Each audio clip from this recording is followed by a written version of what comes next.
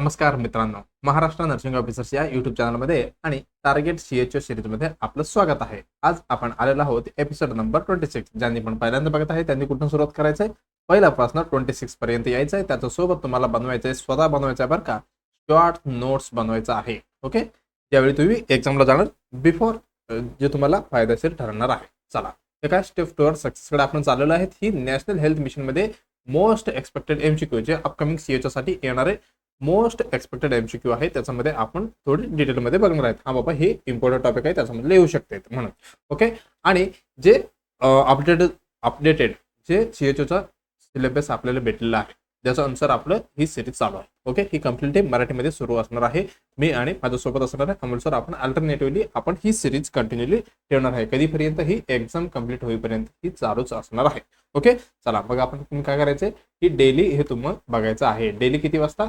9 वाजता यायचं आहे तुम्हाला. किती? 9 वाजता. ते पण कुठली? सकाळी बरं का, रात्रीचं नाही. रात्री 7 वाजता ते वेगळे क्लास राहतील. जे आपलं त्रिशूल सिरीज असतं किंवा ब्रह्मश्री सर तुम्हाला अल्टरनेटिव्ह डेला भेटतात. ओके, चला मग आपण सुरुवात करणार आहे.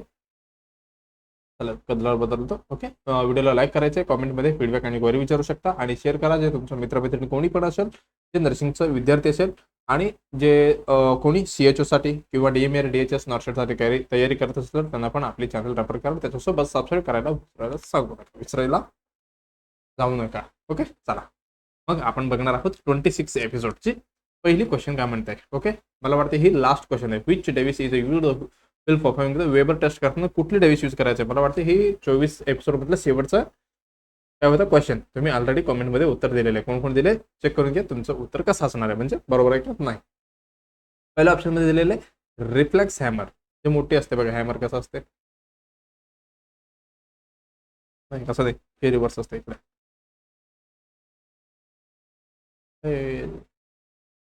असंच असते. ओके, हा असे अशा पद्धतीचे. ओके, असं मारतात त्याला. ओके, हे झालं हॅमर, रिफ्लेक्स हॅमर. ऑडिओमीटर आणि ओटोस्कोप हे परत ओके राहू द्या. हे काय टर्निंग, हे काय ट्युनिंग टर्निंग नाही, ट्युनिंग फोर. त्याच्यामधलं कुठलं डेव्हिस आपण यूज करणार आहे पण बघूया. चला पहिलं काय बघूया, Weber test. Weber test, Weber Weber test. त्याच्यामध्ये काय भेटणार आहे आपल्याला? पटकन भेटणार आहे. काय? 0 मिनिटात भेटणार आहे. Quick screening test of screening test of कशाची? हेअरिंग लॉसची.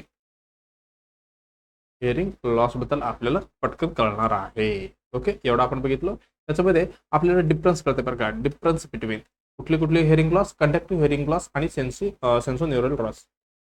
पहिला आहे conductive.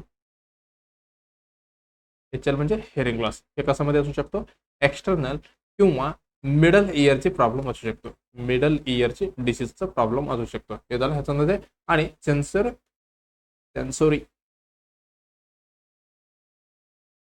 सेन्सोरिन neural hearing loss. Sorry, हे एचएल आहे बरं का, हिअरिंग लॉस. ह्याच्यामध्ये काय होऊ शकतो? त्याच्यामध्ये इन्नर इयर डिसीज असू शकतो. हे कशामध्ये? दोन हेअरिंग लॉस झाला बरं का, कंडक्टिव्ह हेअरिंग लॉस आणि सेन्सरी न्यूरल लॉस. ओके, हे कशामध्ये आपल्याला कसं चेक करायचं, कुठले डेव्हिस यूज करून? हे आपण डेव्हिस चेक करणार आहे. कुठलं? Tuning fork.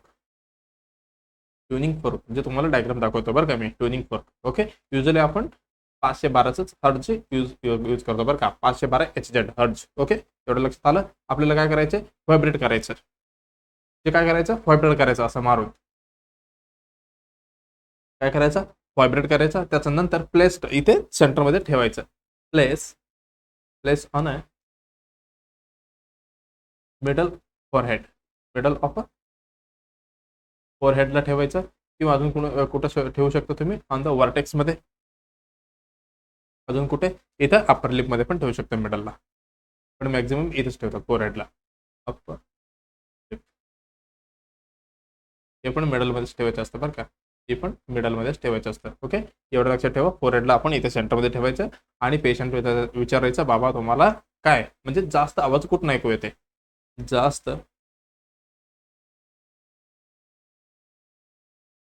कुठे येतो? ओके, म्हणजे कुठे येतो म्हणजे राईटला येतात का लेफ्टला येतात म्हणजे का मिडलमध्ये दोन्हीकडे समान ऐकू येते, हे असं विचारायचं त्यांनी तुम्हाला उत्तर देतील. ओके, तेवढं आपण बघितलं. ह्याच्यामध्ये वेबर टेस्ट झालं, हे कसं पद्धतीने परफॉर्म करायचं. ओके, नॉर्मल असेल तर काय होणार आहे, नॉर्मल असेल तर काय होणार आहे, दोन्हीकडे साऊंड हर्ड म्हणजे त्याला ऐकू येणार आहे कसं, इक्वली इन बोथ इयर मध्ये म्हणजे समान आवाज ऐकू येणार आहे. In case of conductive hearing loss किंवा सेन्सोरी न्यूरल लॉस असेल तर कसं ऐकू येणार आहे,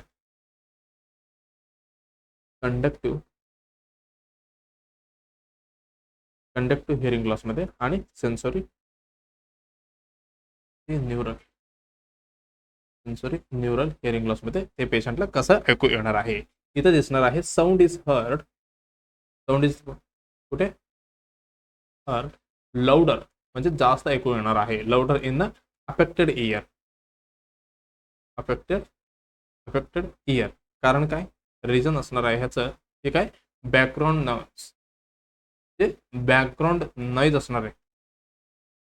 कसं असणार, इज रिड्युस्ड कमी ऐकू म्हणजे रिड्यूस होणार आहे, रिड्युस्ड. तो ट्युनिंग फोर्कचा जास्त होऊ शकतो. ट्युनिंग फोर्क हे काय सीम्स लाऊडर काय म्हणतो बघा, sound is heard louder in the affected air. जिथं अफेक्ट झाले तिथं जास्त ऐकणार आहे. आणि background noise is reduced tuning fork seems louder म्हणजे ट्युनिंग फोर्कचा आवाज जास्त असणार आहे. कशामध्ये, कंडक्टिव्ह हिअरिंग लॉस मध्ये. आणि सेन्सोरी न्यूरल मध्ये कसं असणार आहे, sound is heard louder. Okay, louder in कुठे, नॉर्मल एअर मध्ये जास्त ऐकू येणार आहे. ओके, याचे रिझन काय असू शकतो, ह्याचं रिझन काय असू शकतो, नर्व डॅमेज, रिड्यूस्ड साऊंड कुठले, इन अफेक्टेड एअर मध्ये. ओके, एवढं लक्षात आलं. बघा ह्याच्या सोबत अजून एक आहे, कुठली कुठे गेला, रिनर टेस्ट. ते पण आपण येणाऱ्या क्लासमध्ये डिस्कशन करूया, तुम्हाला कन्फ्युजन दूर होऊन जाईल. ओके, चला मग आपलं जे इमेज कुठे गेला. ओके, हे काय, ही वेबर हिअरिंग टेस्ट आहे. हे अशा पद्धतीने आपलं कुठे ठेवायचं, सेंटरमध्ये असं ठेवलेलं आहे, म्हणजे दोन्ही साईडला इथे टच करायचं आहे. ओके, त्याच्यामध्ये इथं आणलेलं बघा, हे काय वेबर टेस्ट झालं, इथे रिन टेस्ट झाला. रिन टेस्ट असं आपण ऐकवणार, इथे आपण टच केलेलं आहे म्हणजे इथे ठेवलेलं आहे सेंटरमध्ये. हिअरिंग लॉस कसं असणार आहे ह्याच्यामध्ये, आपण वेबर टेस्ट बद्दल बघू. रिनिंग टेस्ट, वेबर टेस्ट हे लोकलायझेशन आहे, म्हणजे एका लोकल एरियामध्ये ठेवायचं आहे. हे कसं असणार आहे, सेन्सर न्यूरल मध्ये नॉर्मल एअर आणि कंडक्टिव्ह मध्ये अफेक्टेड एअर मध्ये जास्त ऐकू येणार आहे. एवढं आपण लक्षात आलं, हे इम्पॉर्टंट आहे, लक्षात ठेवा. हे लक्षात ठेवा. हे झालं. आणि रिन टेस्ट बद्दल आपण बघूया, हे एअर आणि बोन कंडक्शन कशा पद्धतीने आपण डिफरन्शिएट करायचं आणि कसं ऐकून यायचं ते आपण नेक्स्ट क्लासमध्ये बघूया. पण आता आपण कशामध्ये बघणार आहे, वेबर हिअरिंग टेस्ट बद्दल आपण बघणार आहे. ओके, एवढं लक्षात आलं. चला मग आपलं काय काय होतं ऑप्शन मध्ये, हे काय रिफ्लेक्स हॅमर. हे कशासाठी, आपण जे रिफ्लेक्सेस चेक करण्यासाठी आपण यूज करतो. ओके, हे असणार आहे का, नाही. ऑडिओमीटर कशासाठी, ही प्युअर ऑडिओमीटर काय म्हणतो, काय प्युअर टोन ऑडिओमीटर, जे सगळे आवाज वगैरे असं मार्क करून ही चेक करतात बरं का, ऑडिओमीटर. हे झालं ह्याच्याबद्दल. आणि ओटोस्कोप म्हणजे काय, जे आपण एक्झामिन करणार आहे इयरमध्ये, म्हणजे काय म्हणू शकतो त्याला, टिम्पॅनिक. आणि आपलं जे इयरमध्ये स्कोप घालून बघायचं. डायग्राम आणलं का मी, नाही डायग्राम नाही आणलं. हे ट्युनिंग फोर्क म्हणजे हेच, त्याला आपण काय म्हणतो, हेच आहे ट्युनिंग फोर्क. नॉर्मली आपण 512 हर्ट्झ यूज करतो बरं का, हे पण लक्षात ठेवा. ओके, चला आपलं उत्तर कुठले, चौथा उत्तर एकदम बरोबर असणार आहे. ओके, चला आता नेक्स्ट क्वेश्चन कडे आपण जाऊया.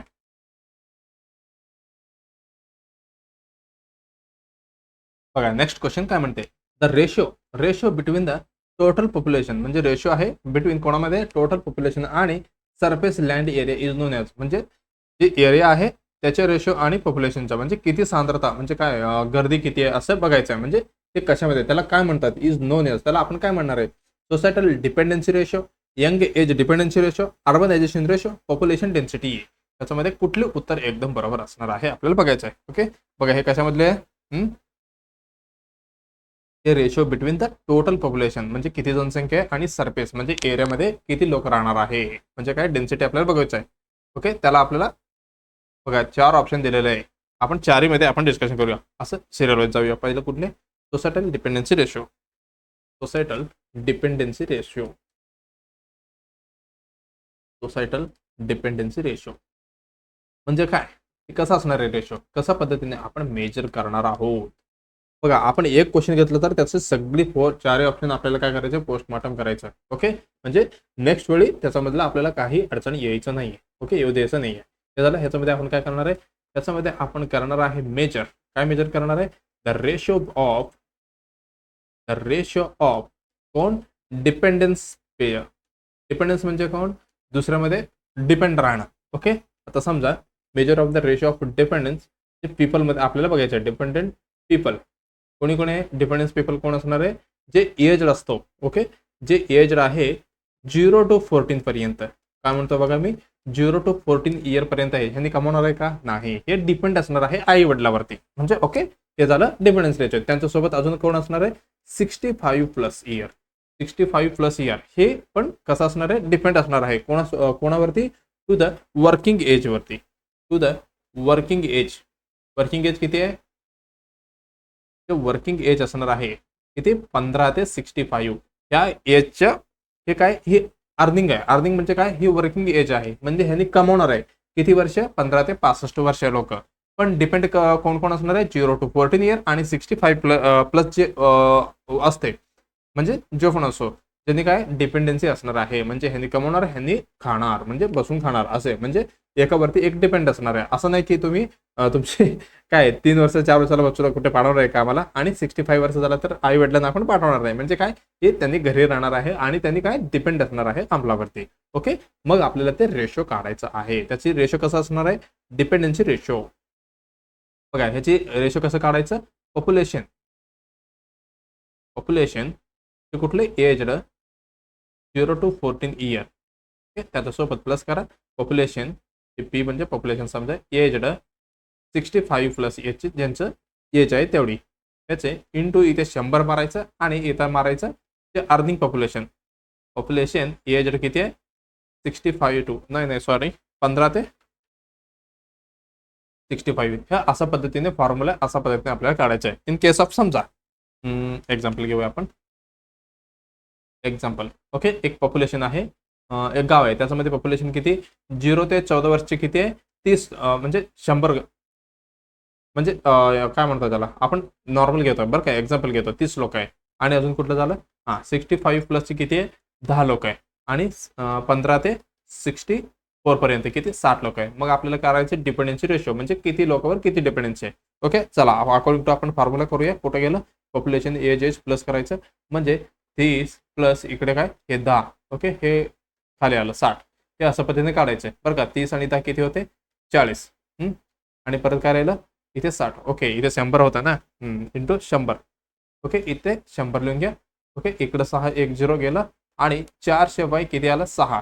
म्हणजे किती होते बघा, 6 6 इथे 6 6 पॉईंटमध्ये आला.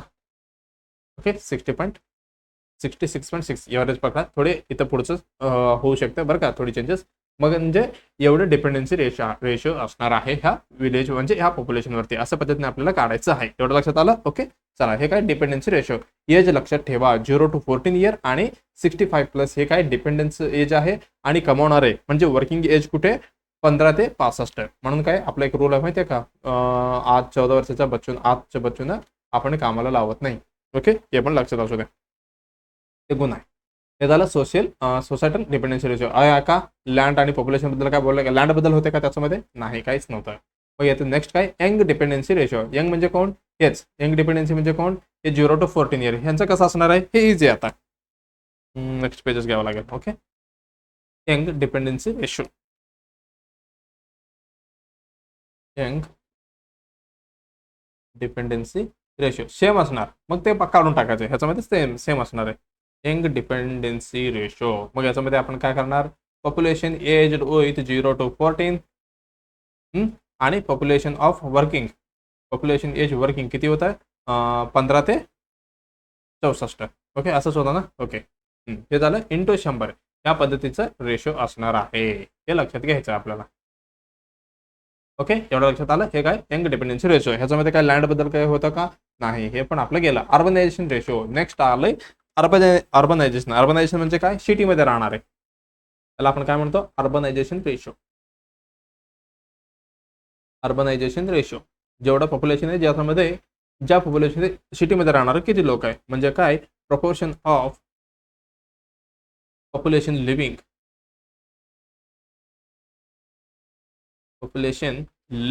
इन द अर्बन एरिया, म्हणजे अर्बन एरियामध्ये किती लोक राहणार आहे, अर्बन एरिया. ओके, म्हणजे कोणाला कम्पेअर करायचं आपल्याला, compared with, okay, compare to the कोणाला करायचं, टोटल पॉप्युलेशनला. मग फॉर्म्युला कसं येणार बाबा, कम्पेअर टू द पॉप्युलेशन, एवढं आलं. मग आपलं अर्बन इकडं डायरेक्ट रेशो, हे रेशन नाही बरं का, हे रेशो आहे, सॉरी बरं का, हे काढायचं आपल्याला. मग अर्बन पॉप्युलेशन किती गेलेलं आहे, किती लोक गेलेलं आहे, त्याचं डिवाइड करायचं, टोटल पॉप्युलेशन किती आहे, टोटल पॉप्युलेशन किती आहे इंटू 100 असं मारायचं. हे काय, ह्याचा फॉर्म्युला झाला एकदम इझी. ओके, राहू दे. ओके, हे असं असणार आहे.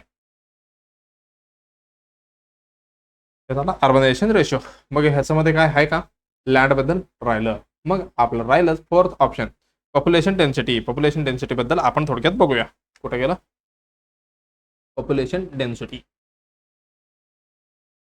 पॉप्युलेशन डेन्सिटी बघा, ही इम्पॉर्टंट आहे बरं का, ही ऑलरेडी CHO मध्ये विचारलेले क्वेश्चन आहे बरं का, जे डिफरंट स्टेटमध्ये वगैरे आम्ही जे इम्पॉर्टंट वाटते तिथलं पण PYQ मधलं घेतलेलं आहे बरं का. हे काय, पॉप्युलेशन डेन्सिटी, हे काय, नंबर ऑफ पीपल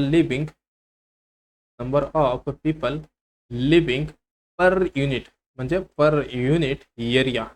एरिया म्हणजे काय, आपलं लँड एरिया, लँड म्हणजे आपल्याला काय कळतं याच्यामध्ये, शो हाऊ क्राउडेड, म्हणजे किती गर्दी आहे बाबा या एरियामध्ये, हाऊ क्राउडेड, ऑर काय म्हणू शकतो, स्पेस किंवा स्पेस आहे किंवा स्पेसेस आहे, म्हणजे किती गर्दी आहे किंवा नाही आहे आपल्याला बघायचं आहे पॉप्युलेशनमध्ये, पॉप्युलेशन इन ॲज अ प्लेसमध्ये. ओके, एक्झाम्पल आपण कसं बघणार, पॉप्युलेशन डेन्सिटी बघा, ह्याचं फॉर्म्युला असणार आहे टोटल पॉप्युलेशन डिवायडेड बाय काय असणार आहे, ही असणार आहे लँड बरं का. ही कसं असणार आहे, किलोमीटरमध्ये असणार आहे काय, स्क्वेअरमध्ये बरं का, लँड एरिया, हे लक्षात ठेवा, KM स्क्वेअर एवढा लक्षात ठेवा, इंटू आहे का, नाही. ओके, एवढीच असणार आहे ह्याची फॉर्म्युला. ओके, चला कशा पद्धतीने आपल्याला फॉलो करायचं आहे बघा. काय म्हणतो मी, पॉप्युलेशन डेन्सिटी, ह्याच्यामध्ये काय बघणार आपण, number of the people living per unit, म्हणजे जे एवढा एरिया आहे, ज्या एरियामध्ये किती लोक असतात बाबा, असं आपल्याला बघायचं आहे. हे काय, पॉप्युलेशन डेन्सिटी म्हणजे किती गर्दी आहे. आता समजा कम्पॅरेटिव्ह करा, तर आपल्या गावात आणि सिटीमध्ये किती सांद्रता आहे, आपलं एका एकर, आपलं गाव किती असतो, किती पटांगलं असते आपल्यामध्ये, म्हणजे भरपूर जागा पडलेली असते, ते सिटीमध्ये असते का, नाही. म्हणजे कम्पॅरेटिव्ह हे आपलं पॉप्युलेशन डेन्सिटीवरती करायचं असतं. ओके, हे झालं. मग एक एक्झाम्पलच घेऊया, टोटल पॉप्युलेशन किती आहे, किती लाख घ्यायचं का, नको, 1.5 लाख घेऊ, एक दशक शतक लक्ष. ओके, 1.5 लाख हे टोटल पॉप्युलेशन आहे. हे काय, टोटल पॉप्युलेशन आहे. मग लँड किती आहे, लँड आहे 500 किलोमीटर पर स्क्वेअर. मग आपल्याला काढायचं डेन्सिटी, पॉप्युलेशन डेन्सिटी किती आहे. सगळ्यांना माहिती आहे पॉप्युलेशन डेन्सिटीचा फॉर्म्युला काय, टोटल पॉप्युलेशन आणि खाली लँड. टोटल पॉप्युलेशन किती आहे, 1.5 लाख, 1 2 3. ओके, हे काय 500. मग डिवाइड करा, इथे किती 2 0, इकडं 2 0, इकडं 2 0 गेलं.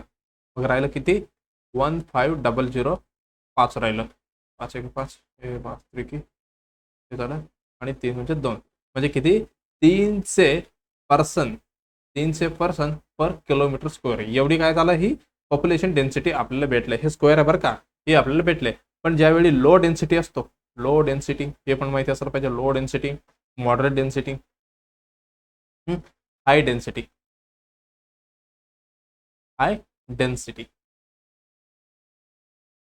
हे आपल्याला माहिती पाहिजे. ज्यावेळी लेस दॅन 50 पर्सन पर किलोमीटर स्क्वेअर असतो, ज्याला आपण काय म्हणतो, कमी आहे, म्हणजे कुठे असू शकतो, माउंटेनमध्ये, जे खेड्या म्हणजे ट्रायबल एरियामध्ये वगैरे. आणि मॉडरेट किती असणार, 50 ते 500. किती, 50 ते 500 बरं का, हे 50 ते 500 पर्सन पर किलोमीटर स्क्वेअर. हे काय, मॉडरेट डेन्सिटी झाला. हाय डेन्सिटी म्हणजे किती, मोर दॅन 500 पर्सन पर्सन पर किलोमीटर स्क्वेअर. एक्झाम्पल मुंबई सारखं म्हणजे पुणे सिटी सारखं या सिटीमध्ये कसं असणार आहे, डेन्सिटी जास्त असणार आहे. एवढं लक्षात ठेवलं तरी ओके. ओके चला मग आपलं उत्तर कुठे जाणार आहे, पॉप्युलेशन डेन्सिटी. एकदम उत्तर बरोबर जाणार आहे. काय म्हटलं, the ratio between the total population आणि surface land area is known as. त्याला आपण काय म्हणणार आहे, पॉप्युलेशन डेन्सिटी असं म्हणणार आहे. ओके थोडं अवघड आहे, म्हणजे आपल्याला तेवढं फॅमिलियर नाही हे क्वेश्चन, तुम्हाला अवघड वाटतील पण तुम्हाला लक्षात ठेवायचं बरं का, असे क्वेश्चन आलेलं आहे ऑलरेडी सीएचओ एक्झामिनेशन मध्ये. ओके चला मग आपलं नेक्स्ट क्वेश्चनकडे आपण जाऊया. नेक्स्ट क्वेश्चन काय म्हणते आपण बघूया. ओके कुठं गेलो. ओके चला नेक्स्ट क्वेश्चन काय म्हणते आपण बघूया. What is LBW. काय म्हणते एलबीडब्ल्यू म्हणजे काय, क्रिकेट मधलं एलबीडब्ल्यू आहे का, कुठली एलबीडब्ल्यू असणार आहे. तुम्ही नर्सिंग केलं म्हणजे तुम्हाला एलबीडब्ल्यू माहितीच असणार आहे, असं नाही की तुम्ही क्रिकेट मधलं एलबीडब्ल्यू सांगता. ओके एलबीडब्ल्यू म्हणजे काय, low birth weight. Low birth weight. LBW म्हणजे काय, low birth weight. Birth weight किती असायला पाहिजे, व्हॉट इज द एलबीडब्ल्यू बघा हे आपल्याला बघायचं आहे. एलबीडब्ल्यू मध्ये किती प्रकार आहे, एलबीडब्ल्यू लो बर्थ वेट हे झालं. एलबीडब्ल्यू म्हणजे किती, त्याच्यामध्ये असणार आहे लेस दॅन 2.5 kg.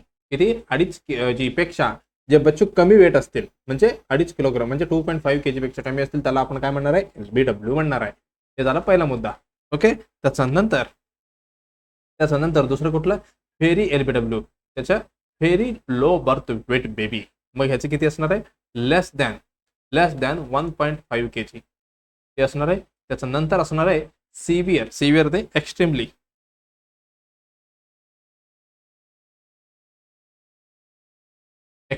एलबीडब्ल्यू म्हणजे भयानक एलबीडब्ल्यू आहे, म्हणजे लेस दॅन 1 kg एवढी बच्चू असेल तर आपण काय म्हणणार आहे, एलबीडब्ल्यू. बर्थ वेट अनुसार ही आपलं एलबीडब्ल्यू असणार आहे. 2.5 पेक्षा कमी असलं तर फक्त एलबीडब्ल्यू, 1.5 पेक्षा कमी असलं तर व्हेरी एलबीडब्ल्यू, 1 किलोपेक्षा कमी असलं तर एक्स्ट्रीमली एलबीडब्ल्यू आपण असं म्हणणार आहे. मग तुम्ही म्हणते सर नॉर्मल किती आहे, हे सगळं माहिती झालं. मग नॉर्मलचं आपल्याला माहिती नसेल तर कसं होणार, 2.5 to 4 kg ही आपलं नॉर्मल असणार आहे इंडियन बेबीमध्ये. ओके इंडियन बेबी एवढी नॉर्मल असणार आहे. कसं चेक करणार, फक्त आम्ही डोळ्यांनी बघणार आणि सांगणार असं आहे का, नाही. हे वेइंग मशीन चेक करणार आपण, वेइंग मशीन ही आपण चेक करणार आहोत. ओके एवढं आपण बघितलंय. एलबीडब्ल्यू बेबी हाय रिस्क असतात बरं का, एलबीडब्ल्यू बेबी हाय रिस्कवर असते, हाय रिस्क असतं. आणि याच्यामध्ये न्यूनॅटल मॉर्टॅलिटी व्हायचं खूप चान्सेस असते. न्यूनॅटल मॉर्टॅलिटी म्हणजे मॉर्बिडिटी नाही बरं का, डेथ मॉर्टॅलिटी होऊ शकतं आणि इन्फेक्शन जास्त होऊ शकतं. हे एक झालं. आणि डेव्हलपमेंटल डिले पण होऊ शकतो. कुठे लिहू इथं लिहितो, डेव्हलपमेंटल डिले पण होऊ शकतो. हे कशाबद्दल आपण बघितलं, डेव्हलपमेंटल डिले. हे सगळे एलबीडब्ल्यूचं झालं. पण ह्याचं कॉज काय आहे, म्हणजे बच्चू एलबीडब्ल्यू का होतात याच्यामध्ये पण कॉजेस आपण बघूया. कॉजेस हे विचारलेलं नाहीये, कधी पण विचारू शकते. चला पहिली कॉज आपण असं बघूया, मटर्नल आणि फिटल, त्याच्यानंतर प्लॅसेंट. मटर्नलमध्ये काय होऊ शकतो, मटर्नल कॉजेस, आई काय केलं तर बच्चू एलबीडब्ल्यू होऊ शकतो. पहिला आहे स्मोकिंग. सगळ्यांना माहिती आहे स्मोकिंग केलं तर काय होतं, वॅसो कन्स्ट्रक्शन होते. वॅसो कन्स्ट्रक्शन झाल्यावर जे प्लासेंटामध्ये बच्चू आहे म्हणजे प्लासेंटामधून थ्रू जाणार आहे, जे सगळी ब्लड वेसल्स कमी होणार. जेवढी नॅरोविंग होणार तेवढी सप्लिमेंटेशन कमी भेटणार. कमी भेटलं तर जे बच्चू वाढणार नाहीये, हे एक रिझन झालं. काय कॉज झालं, हे काय स्मोकिंग. त्याच्यानंतर आहे माल न्यूट्रिशन. आई काहीच नाही खाल्ले, मग बच्चूला काय ट्रान्सपोर्ट करणार आहे, आपल्याकडेच नाही, मग दुसऱ्यांना आपण काय देऊ शकते का, म्हणजे बच्चूला काय आई देऊ शकते का, नाही. स्वतःच माल न्यूट्रिशन झालं, माल नरिशड आहे, मग बच्चू पण माल नरिशच पैदा होणार. हे एक झालं. त्याच्यानंतर अजून काय, टॉर्च इन्फेक्शन. आईला इन्फेक्शन वगैरे झालं तर बच्चूला पण इन्फेक्शन होऊन काय, ती पण जास्त हे होऊ शकत नाही. हे झालं. आणि एक्लेम्पचिया वगैरे म्हणजे हायपर टेन्शनचं सगळं पकडा डिसऑर्डर. त्याच्यामध्ये पण काय होते, व्यासो कन्स्ट्रक्शन होते. परत सेम ॲज स्मोकिंग सारखं, म्हणजे जेवढी कमी ज्याचं काय सप्लाय पण बच्चूला कमी भेटणार आहे. ओके त्याच्यानंतर एनेमिया. एनेमियामध्ये काय, आरबीसी कमी, सप्लिमेंटेशन पण कमी, बच्चूला पण कमीच भेटणार. हे झालं. आणि ड्रग अब्यूज आणि अल्कोहोल वगैरे हे सगळी काय, अल्कोहोल ही सगळी कॉज आहे मटर्नलची. आता दुसरं कुठलं, फिटल कॉजेसमध्ये एकदम इम्पॉर्टंट कुठले, IUGR इंट्रा ग्रोथ रेस्ट्रिक्शन हे एक आहे. आणि क्रोमोझोमल त्याच्यामधला अबनॉर्मॅलिटी आणि त्याच्यामध्ये अजून काय, मल्टिपल प्रेग्नन्सी पण असू शकते बरं का. Multiple pregnancy. आणि अजून काय, प्रीटर्म चाइल्ड, लवकर जन्मलेलं प्रीटर्म चाइल्ड, हे पण. अजून काय, तिसरं आहे प्लॅसेंटलचं काही कॉज असू शकतो, प्लॅसेंटल इन्सफिशियन्सी. प्लॅसेंटल म्हणजे इनसफिशियन्स. हे झालं सगळी कॉजेस. ओके, इम्पॉर्टंट आहे, लक्षात ठेवायचं तुम्हाला. ओके, एवढं आपण बघितलं. चला, आपलं क्वेश्चन कुठलं, एलबीडब्ल्यू म्हणजे किती, लेस देन, हे काय एक्स्ट्रीमली झालं, हे नाही. हे बर्थ वेट, हे काय व्हेरी झालं, हे पण नाही.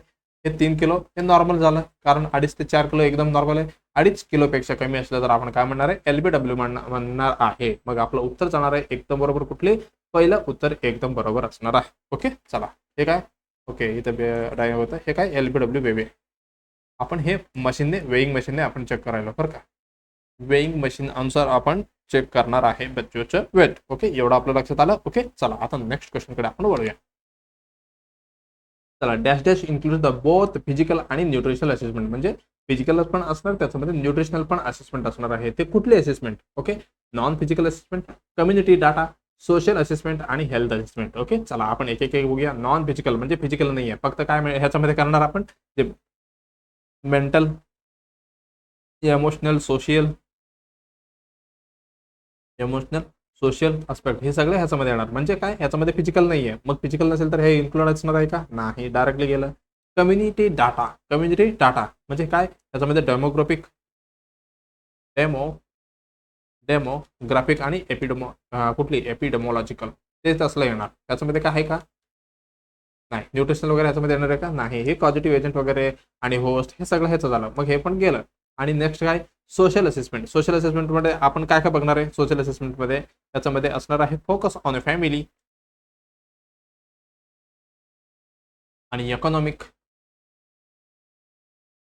आणि सोशल फॅक्टर्स, हे सगळं याच्यामध्ये असणार आहे.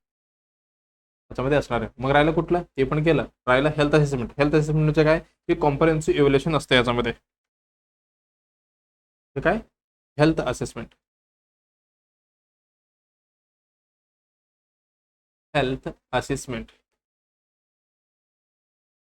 ठीक आहे. हेल्थ असेसमेंट ह्याच्यामध्ये काय असणार आहे, कॉम्प्रिहेन्सिव्ह इव्हॅल्युएशन असणार आहे. कॉम्प्रिहेन्सिव्ह इव्हॅल्युएशन काय, दॅट इन्क्लूड, त्याच्यामध्ये काय काय इन्क्लूड असणार आहे, फिजिकल आणि न्यूट्रिशनल. काय काय असणार आहे, फिजिकल आणि दुसरं कुठलं, न्यूट्रिशनल, याच्यामध्ये इन्क्लूड असणार आहे. ओके, फिजिकल लक्षात आलं. फिजिकल म्हणजे काय म्हणू शकतो, एक्झाम्पल, ओके, बॉडी सिस्टम, त्याच्यामधलं व्हायटल सेन्स असो आणि एंथ्रोपोमेट्री, हे सगळे ह्याच्यामध्येच येणार आहे. ओके, व्हायटल म्हणजे फिजिकली. ओके, एवढं लक्षात आलं. न्यूट्रिशनमध्ये काय काय होऊ शकतं, evaluation of the dietary intake,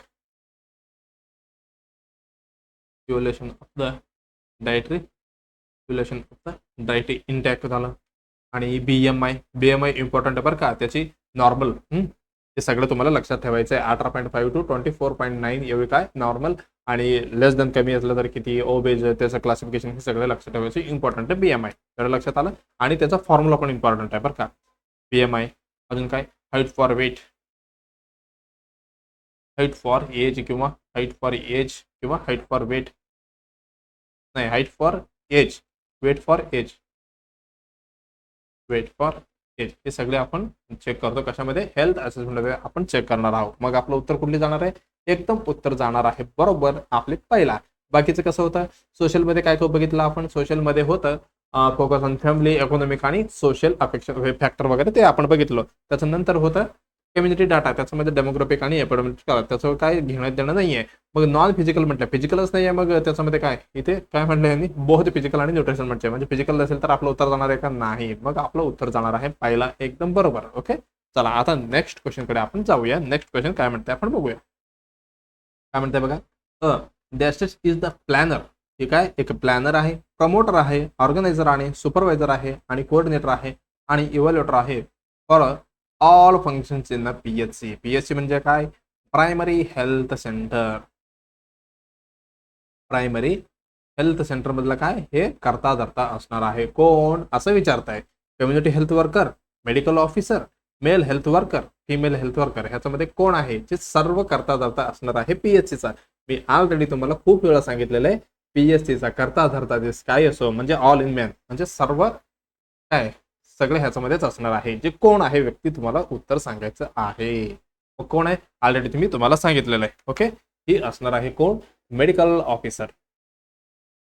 medical officer MO, आपण काय म्हणतो एमओ. हे कोण आहे, हे key person of the, key person, key नाही पण की पर्सन आहे, की पर्सन ऑफ कशाची, पीएचसीचा, प्रायमरी हेल्थ सेंटरचा असणार आहे. ओके, बघा ही ऑल पीएचसी फंक्शनचं सगळे काय करता धरता ह्यानेच आहे. त्याच्यामध्ये कुठली कोण असो, कुठली प्रमोटर असो. प्रमोटर म्हणजे काय प्रमोट करणार, एक प्रोग्राम प्रमोशन करायचं, प्रोग्राम असो आणि सर्व्हिसेस कशा पद्धतीने जायचं त्याच्या पीएचसी एरियामध्ये, हे सगळं ह्याने सांगणार किंवा प्लॅनिंग करणार. हे झालं प्रमोटर किंवा हे प्लॅनर झालं, प्लॅन केलाय.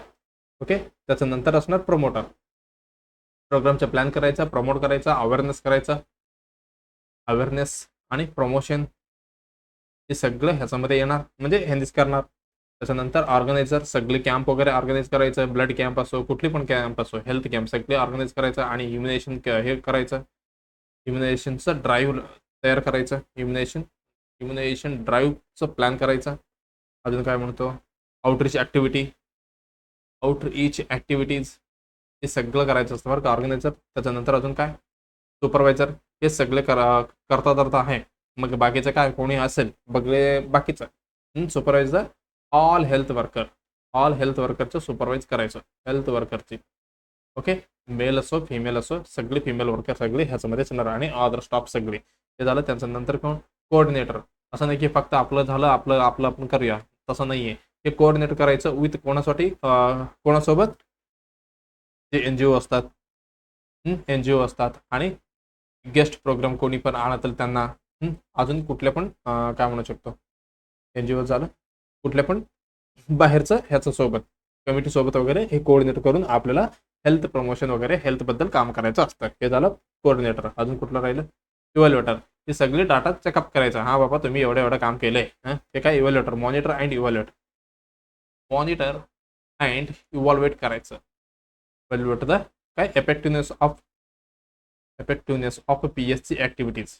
काय पीएचसी ऍक्टिव्हिटीज बघायचं, हा बाबा हे काय कामाचं आहे का नाही, ऍक्टिव्हिटीज हे सगळं आपल्याला माहिती असायला पाहिजे. म्हणजे इव्हॅल्युएशन करायचं. हे का, हे कोण करणार, मेडिकल ऑफिसर करणार आहे. मग काय काय दिलेलं ऑप्शनमध्ये, female health worker. Female health worker काय करणार आहे, ही करणार आहे एमसीएच केअर, एमसीएच सर्व्हिसेस देणार आहे, मटर्नल चाइल्ड हेल्थ सर्व्हिसेस. त्याच्यासोबत अजून काय, ते प्रोग्राममध्ये असिस्ट करणार, असिस्ट इन प्रोग्राम, सगळं प्रोग्राममध्ये. हे झालं female health worker. Male health worker काय, यांनी मेन करणार फील्ड व्हिजिट, फील्ड व्हिजिट करणार, फील्ड व्हिजिट. ओके, त्याच्यामध्ये इम्युनेशन आणि सॅनिटायझेशन सगळं आलं.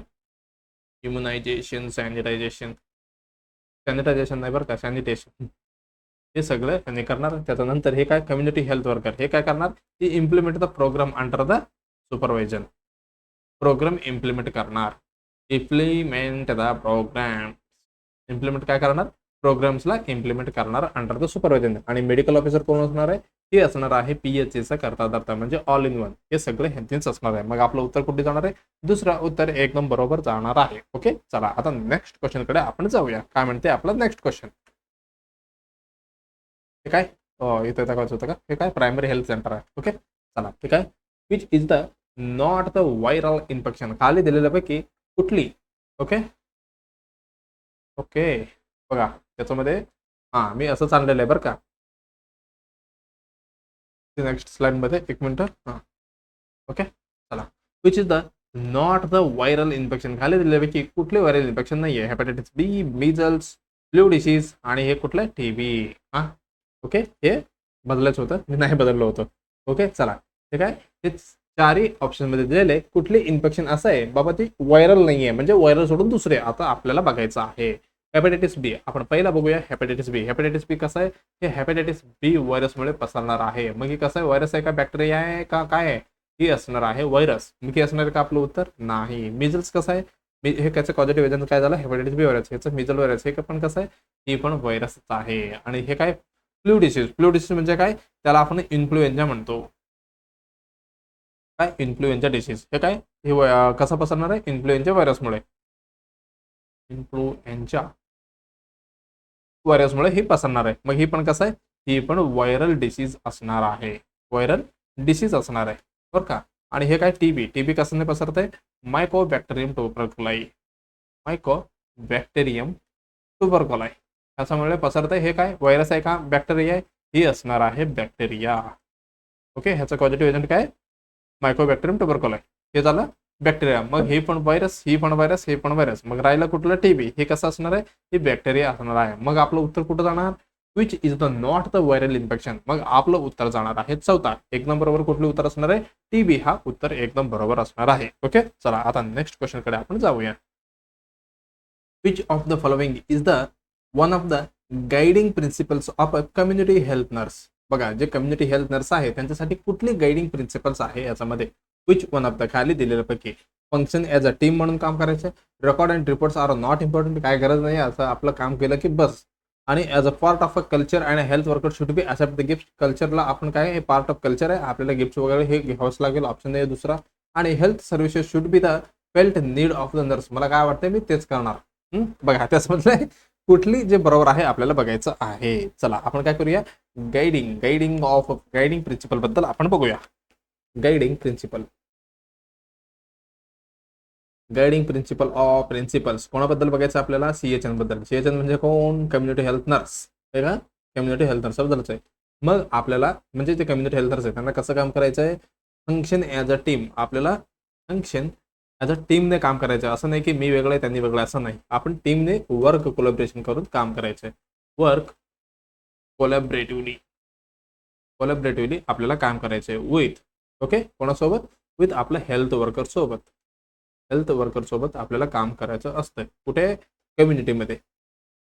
कम्युनिटी मेंबर्स आणि हेल्थ वर्कर आणि कम्युनिटी मेंबर आणि अजून कोण म्हणू शकतो, अदर सेक्टरमधल्या सर्वांना घेऊन आपल्याला काय, कॉम्प्रिहेन्सिव्हली काय केअर द्यायचं असतं. Deliver comprehensive care. आता आपण जस्ट बघितलं सर्वत्र कॉम्प्रिहेन्सिव्ह केअर आपल्याला द्यायचं असतं. हे झालं त्याच्यामध्ये. हे काय फंक्शनचं आपण टीम केलो. त्याच्यानंतर मेंटेन, हे खूप महत्वाचं बरं का, आपले सरकारीमध्ये एकदम इम्पॉर्टंट कुठले, maintain accurate record and reports बरं का.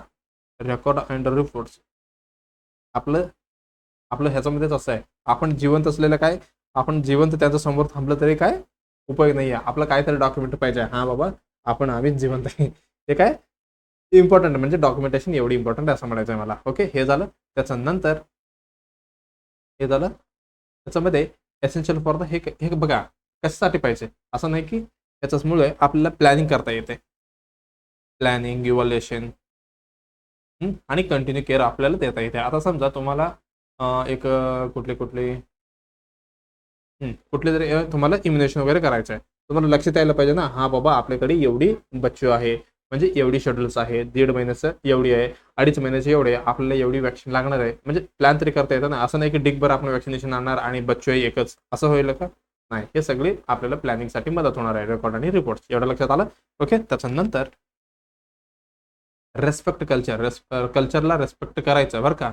असं नाही की आपण हे पार्ट ऑफ कल्चर आहे, मग आपण जे दिलेले गिफ्ट्स असो काही पेशंटने दिलेले आपल्याला ॲक्सेप्ट करायचं आहे, नाही. मग आपल्याला नॉट ॲक्सेप्ट द गिफ्ट वगैरे आपल्याला घ्यायचं नाही आहे बरं का. इट मे कॉम्प्रोमाइज अवर काय प्रोफेशन. आपल्या प्रोफेशनमध्ये कसं आहे, गिफ्ट वगैरे स्वीकारायचं नाही आहे. Compromise the profession. ओके, प्रोफेशनचं एथिक्समध्ये हे चुकीचं आहे. हे झालं त्याच्याबद्दल. अजून कुठलं, आपलं जे कम्युनिटीमध्ये आपण देणार आहे, आपल्याला जे लागतं ते द्यायचं नाही बरं का. जे कम्युनिटीला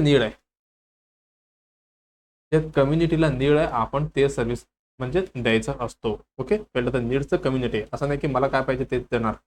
मला असं वाटतं की जे पेशंटला आलेले समोर, त्याला मला असं वाटतं की त्याला IV लावावं, पण ते नॉर्मलच आहे, हे गरज आहे का, नाही.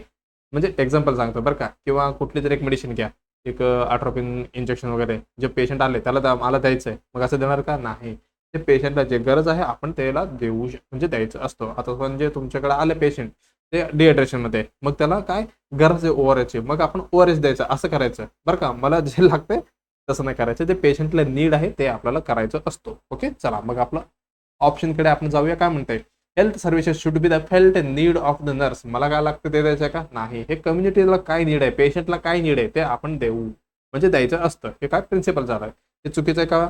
येस, हे एकदम चुकीचं आहे. हे केलं cancel. As a part of culture health worker should accept the gift. No, not accept the gift. आपल्याला असेप्ट करायचं नसतो. हे काय इथिकली काय म्हणजे आपली याचं प्रोफेशनमध्ये काय करतो, काय म्हणतो त्याला, इम्प्रोवाइज करतो. मग ह्याला आपल्याला काय स्वीकारायचं नाहीये. Record and reports are not important. No, हे एकदम ह्याच्यामधलं काय हे काढून टाका. नॉट इम्पॉर्टंट आहे, not. Record and reports are important आहे. ओके. आणि function as a team. Yes, आपल्याला एक टीम म्हणून आपल्याला काम करायचं, सगळ्यांना एकत्र घेऊन आपण टीम वर्क करायचं आहे. असं नाही की फक्त हे माझंच काम आहे तुमचंच काय, असं नाही करायचं. कशामध्ये, कम्युनिटी हेल्थमध्ये. ओके, कम्युनिटी हेल्थमध्ये एकदम इम्पॉर्टंट तेच आहे. कशा पद्धतीने बघा, तुम्ही ज्यावेळी CHO होणार, ओके, ज्यावेळी तुम्ही CHO होणार, तुम्ही अपॉइंटमेंट होणार आहे हेल्थ अँड वेलनेस सेंटर म्हणजे आताचं कुठलं, आयुष्यमान आरोग्य मंदिरमध्ये तुम्हाला अपॉइंटमेंट भेटणार आहे. तुम्ही काय असणार आहे तिथे, तुम्ही लीडर असणार आहे टीमची, लीडर असणार आहे टीमची. मग तुम्हाला एक जबाबदार आहे बाबा, हेच सगळ्यांना घेऊन तुम्हाला चालायचं म्हणजे केअर द्यायचं आहे. कोण कोण येणार, आता झालं तुम्ही कोण झालं, लीडर. तुमच्या खाली येणार आहे म्हणजे तुमच्या टीममध्ये येणार आहे ANM झालं, ओके, MPW मेल आणि फिमेल, ओके, यांनी आलं.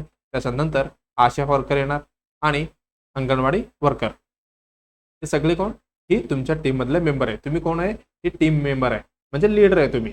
ओके, तुम्हाला ही सगळ्यांनी घेऊन तुम्हाला कोलॅबोरेशन घेऊन, असं नाही की हा फक्त NCच्या कप आहे चला मी एकटाच जातो, असं होणार आहे का? नाही. तुम्हाला सगळे टीम सोबत हे सगळे काम करायचे आहे म्हणजे कोलॅबोरेशन होऊन. ओके, म्हणजे तुम्हाला काय रिलॅक्स वाटणार. नाहीतर सगळं तुम्ही डोक्यावरच घेतलं तर काय होणार, सगळे अल्टापल्टी जाणार. मग हे तुम्हाला काय लीडरशिपने सगळी ॲज अ टीम म्हणून तुम्हाला काम करायचं आहे. कशामध्ये, फील्डमध्ये. तुम्हाला CHO गेल्यानंतर खूप फील्ड वर्कच असणार आहे. ओके, जास्तीत जास्त. ओके, चला मग आपण काय करूया, आपलं उत्तर कुठले, एकदम उत्तर बरोबर असणार पहिला उत्तर. ओके, चला आता नेक्स्ट हे काय, हे तुम्हाला कॉमेंटमध्ये उत्तर द्यायचं आहे. बघा, hypoglycaemia is a dangerous. Hypoglycaemia म्हणजे डेंजरस. हायपोग्लायसेमिया म्हणजे काय, आपलं जे ग्लुकोज लेवल आहे काय कमी झालेलं आहे. हायपो म्हणजे काय, कमी झालेलं आहे.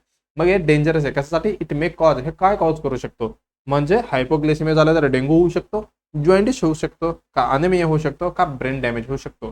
तुम्हाला उत्तर कॉमेंटमध्ये द्यायचं आहे. तुम्हाला उत्तर कॉमेंटमध्ये द्यायचं आहे. ओके, मग आपण नेक्स्ट एपिसोडमध्ये म्हणजे येणाऱ्या 28th एपिसोडमध्ये आपण ही क्वेश्चन आपण सॉल्व्ह करूया.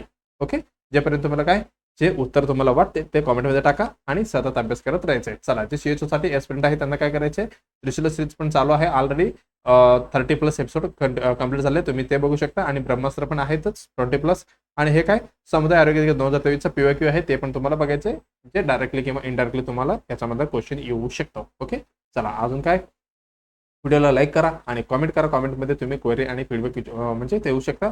आणि शेअर करा. तुमचा मित्रमैत्रीण कोणी असेल ते नर्सिंग रिलेटेड आहे आणि CHO साठी तयारी करत असतील, DMA DHS असो किंवा नॉर्सेटचे आणि कुठल्या पण आपल्या नर्सिंग फील्डमधल्या कॉम्पिटेटिव्ह एक्झामिनेशनची तयारी करत असेल त्यांना आपली चॅनल शेअर करत जावा. आणि हे काय, सबस्क्राईब करायला विसरू नका. आणि त्याच्यासोबत काय, तुम्हाला अभ्यास करत राहायचं आहे. ओके, लवकरच आपण नेक्स्ट व्हिडिओमध्ये भेटूया. धन्यवाद.